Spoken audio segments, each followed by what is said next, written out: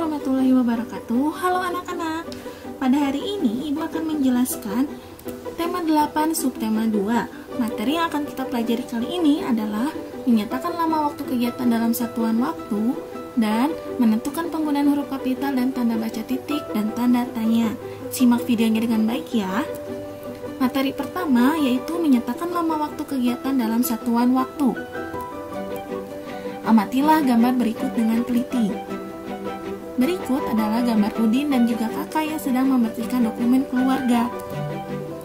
Mereka mulai membersihkan dokumen keluarga pukul 14.00. Lalu, mereka selesai mengerjakan kegiatan pukul 15.00. Maka pertanyaan yang muncul adalah, berapa lama waktu kegiatan yang dilakukan? Untuk menjawabnya, perhatikan jam yang Ibu tampilkan di depan. Tadi Udin memulai membersihkan dokumen pada pukul 14.00 atau pukul 2 siang.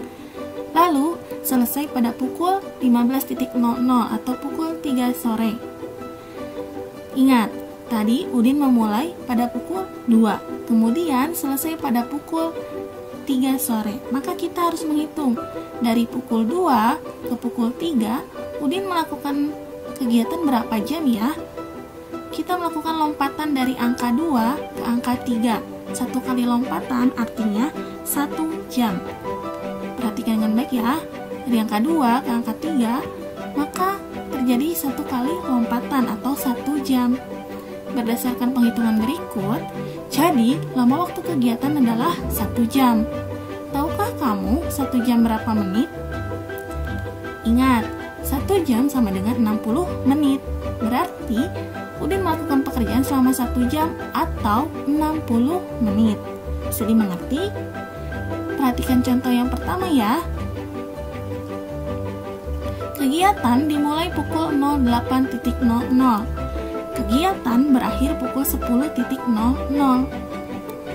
Lama waktu kegiatan berapa jam ya? Perhatikan cara mengerjakannya. Tadi kegiatan dimulai pada pukul 8, kemudian selesai pada pukul 10. Maka kita akan menghitung dari angka 8 ke angka 10, kita melakukan loncatan berapa kali ya? Penghitungan dilakukan searah jarum jam. Dari pukul 8 ke pukul 10, maka loncatannya adalah 2 kali. Artinya lama waktu kegiatan selama 2 jam. Lalu 2 jam berapa menit ya? Ingat, tadi 1 jam sama dengan 60 menit, sedangkan ini adalah 2 jam. Maka, kamu harus menghitungnya dengan 2 jam sama dengan 1 jam ditambah 1 jam. 1 jam itu sama dengan 60 menit. Artinya, 60 menit ditambah 60 menit sama dengan 120 menit. Maka, lama waktu kegiatan selama 2 jam adalah 120 menit. Bisa dimengerti? Nah, sekarang kita lanjut ke contoh yang kedua ya. Kegiatan dimulai pukul 10.00. Lama waktu kegiatan selama 4 jam. Kegiatan berakhir pukul berapa ya? Perhatikan dengan baik. Lihat jam yang Ibu tunjukkan di depan. Kita hitung dari jam 10.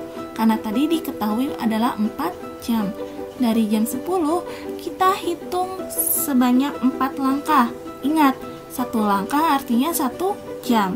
Berarti kita hitung dari angka 10 atau dari jam 10, melangkah 4 langkah searah jarum jam. Pukul 11, pukul 12, pukul 13, pukul 14. Nah, kita melangkah sudah sebanyak 4 langkah. Artinya 4 jam setelah pukul 10 adalah pukul 14.00 atau pukul 2 siang. Ingat, siang.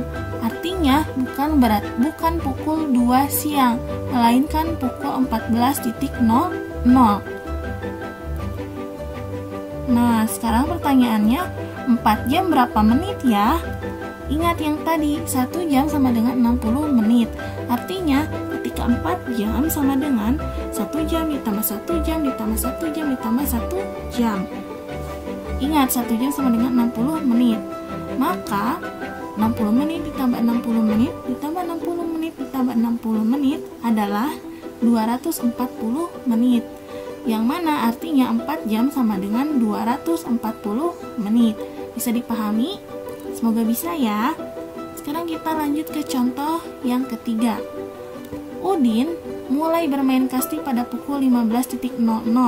Ia bermain selama 60 menit. Pukul berapakah ia selesai bermain? Ingat, 1 jam sama dengan 60 menit.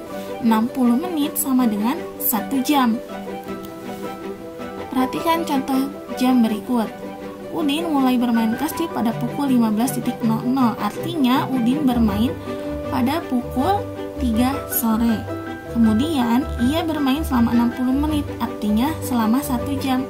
Maka dia melangkah sesuai arah jarum jam 1 langkah dari angka 3, maka menuju ke angka 4.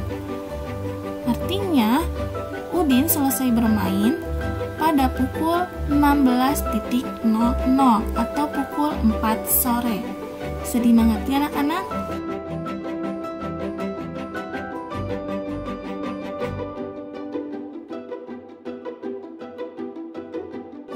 Kita lanjut ke materi yang kedua, yaitu menentukan penggunaan huruf kapital dan tanda baca titik dan tanda tanya. Simak dengan baik ya. Perhatikan percakapan di bawah ini antara kakak dan juga Udin.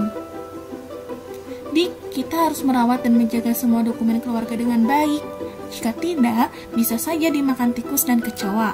Dokumen keluarga sangat berharga bagi kita. Benar kak, jika tidak dirapikan dan disimpan dengan baik, dokumen ini bisa saja hilang atau dicuri orang lain. Berdasarkan percakapan di atas, Udin dan kakak sedang membicarakan tentang cara membersihkan dokumen keluarga. Ingat, dokumen keluarga harus dijaga dengan baik karena itu merupakan dokumen yang sangat penting. Tahukah kalian jenis-jenis dokumen keluarga? Nah, jenis-jenis dokumen keluarga yang pertama, ada kartu keluarga, ada ijazah, ada KTP, ada akte kelahiran, ada surat keterangan lahir, dan masih banyak yang lainnya. Sekarang Ibu akan memberikan contoh dokumen yang dimiliki oleh Kak Mutiara. Nah, dokumen yang dimiliki adalah kartu pelajar. Kalian perhatikan dengan baik kartu pelajar tersebut. Nah, kalian bisa menemukan aturan penggunaan huruf kapital? Ya, benar. Kata Mutiara, Jakarta, dan Jalan Wejon itu menggunakan huruf kapital. Mutiara menggunakan huruf kapital karena merupakan nama orang. Jakarta menggunakan huruf kapital karena merupakan nama tempat. Dan Jalan Wejon juga menggunakan huruf kapital karena merupakan nama tempat. Nah, sekarang kita lanjut. Perhatikan bacaan berikut. Menjaga keselamatan dalam latihan tari. Jam menunjukkan pukul 14.00. Udin dan teman-teman mengadakan latihan tari. Mereka berlatih di ruang tengah. Mereka dilatih oleh kakak Udin bernama Mutiara. Udin dan teman-teman berlatih mengikuti pola lantai. Udin dan teman-teman memperhatikan keselamatan diri ketika latihan. Mereka membersihkan lantai terlebih dahulu. Barang-barang yang mudah pecah dipindahkan terlebih dahulu. Semua itu dilakukan untuk menghindari hal-hal yang membahayakan diri ketika menari. Sikap mereka pantas untuk ditiru dan dicontoh. Nah, berdasarkan cerita tersebut, maka kita harus selalu menjaga keselamatan diri ketika latihan. Baik itu ketika latihan atau kalian melakukan apapun, kalian harus melaksanakan atau menjaga keselamatan diri. Lihat, tanda titik digunakan pada teks yang tadi Ibu baca. Syarat penggunaan tanda titik yang pertama adalah tanda titik digunakan di setiap akhir kalimat. Nah, ditunjukkan oleh garis yang berwarna merah.